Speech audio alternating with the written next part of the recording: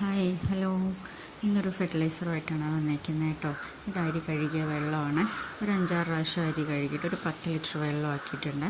അതിലോട്ട് 2 അലോവേരയുടെ ലീഫാണ് ഞാൻ എടുത്തിട്ടുള്ളത്. നല്ല രീതിയിൽ മിക്സിയുടെ ജാറിലിട്ട് അരച്ചിട്ട് ഈ വെള്ളത്തിലോട്ട് അങ്ങ് ചേർത്ത് ഒരു 10 ലിറ്റർ വെള്ളത്തിലോട്ട് 2 അലോവേരയുടെ ലീഫാണ് ഞാൻ എടുത്തിട്ടുള്ളത്. അരി കഴുകി ഒരു 5-6 പ്രാവശ്യം അരി കഴുകുമ്പോൾ തന്നെ ഒത്തിരി ഡൈലൂട്ട് ആവുമല്ലോ. ഒരു 10 ലിറ്റർ വെള്ളം ഉണ്ടാവും കേട്ടോ. ഇത് അത്രയും ചെടിക്ക് ഒഴിക്കണമെങ്കിൽ എനിക്ക് 10 ലിറ്റർ വേണം. പിന്നെ ഒരു ലീഫ് എടുത്താലും മതി. 5 ലിറ്ററോ 4 ലിറ്ററോ ഒക്കെ ആണെങ്കിൽ ഒരു ലീഫ് എടുത്താൽ മതി കേട്ടോ.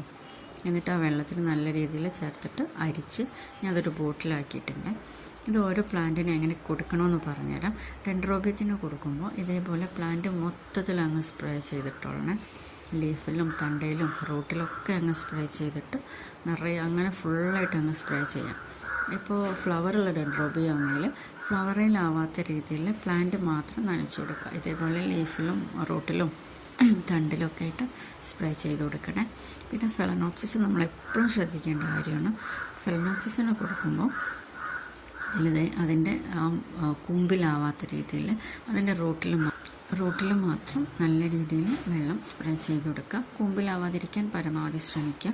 അഥവാ കൂമ്പിലാവുന്നുണ്ടെങ്കിൽ അത് നമ്മൾ ഈവനിങ് ഒന്ന് നോക്കണം. ഈവനിങ് നോക്കിയിട്ട് ആ കൂമ്പിലെ വെള്ളം അവിടെ തന്നെ നിൽപ്പുണ്ടെങ്കിൽ അതൊരു ടിഷ്യൂ പേപ്പർ വെച്ചിട്ടോ കോട്ടൺ തുണി വെച്ചിട്ടോ ഒപ്പിയെടുക്കണം. അതല്ല വൈകുന്നേരം ആകുമ്പോഴേക്കും അത് ഒബ്സർവ് ആയിട്ട് പോയാൽ കുഴപ്പമൊന്നുമില്ല കേട്ടോ. വെള്ളം ഉണ്ടോയെന്നൊന്ന് നോക്കിയാൽ മതി. പരമാവധി റൂട്ടിൽ മാത്രം സ്പ്രേ ചെയ്ത് കൊടുക്കുക ഫെലനോപ്സിസിന്. Okay, thank you.